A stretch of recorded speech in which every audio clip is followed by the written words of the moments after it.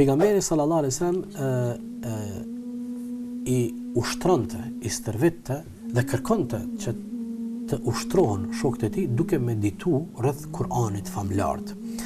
Fillimisht po duhet ta përmendi një thënie të tij për më tregu se si e ka bë ai këtë vet praktikisht dhe me praktikën e tij si shëmbëltyrë e shokëve të tij, pastaj i ka nxit dhe i ka inkuraju edhe të tjerët të meditojnë rreth Kur'anit nga sa ai vet meditonte. Madje rastin të cilin do ta përmendi tër natën gjatë namazit, duke falur namaz, ka medituar vetëm rreth 2 ajeteve të Kur'anit, të cilat ajete vijnë nga kaptina Ali Imran, është fjala për ajetin 190 dhe 191 të kaptinës Ali Imran.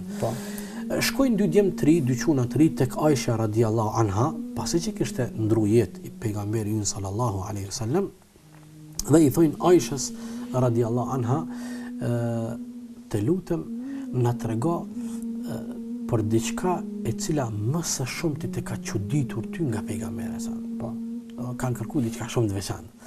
Thot Aisha radiallahu anha, nëse ju intereson se çka më ka çuditur më së shumti, po, nga pejgamberi sa, thot kam qenë një natë, unë kam qenë duke fjetur, po, pejgamberi alayhi salatu wassalam tër natën ka fal namaz.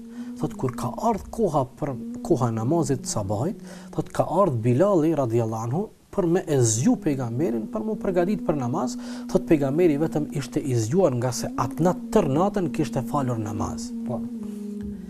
Dhe tash Aisha tregon edhe si kishte medituar rreth Kur'anit. Thot kur ka ardhur Bilali, e ka kuptuar se pejgamberi është i zgjuar. Po. Thot kur jam zgju edhe unë për namazin e sabat, thot e kam pa mjekrën e pejgamberit alsam të lagur prej lotëve të tij, çull. Thot edhe vendin ku ka rënë sejdë, vendin ku e ka vendos kokën e tij në dhomën e Aishës, thot prej lotëve të tij e kam pa sikur ne kur e derdhim një enë me ujë. Thot i kam thonë ja Rasulallah, a nuk je ti ai që Allahu ti ka fal të gjitha mëkatet? Sikur Aisha radiallahu anha i ka thonë pse ky përkushtim, pse po e mundon ngarkon veten kaq shumë. I ka thonë pejgamberi sa Aishës, a nuk duhet të jam unë rob falendërues dhe mirënjohës ndaj krijuesit tim, oj Aisha?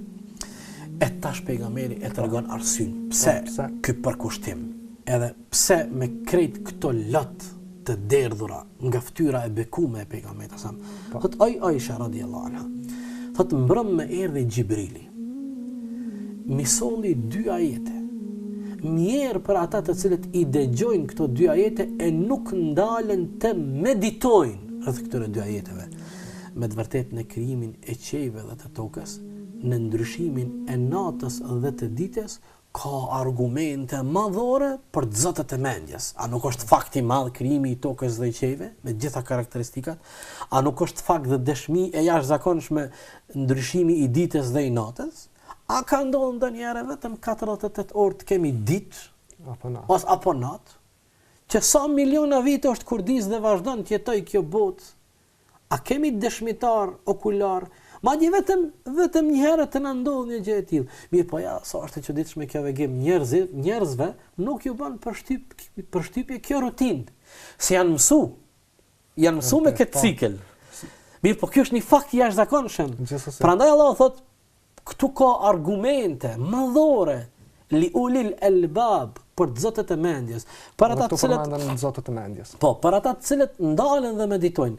Argumenti është se pejgamberi tha, mirë për ata që i dëgjojnë këto 2 ajete dhe nuk ndalen për meditu. Do thotë kjo ishte thirrje për meditu.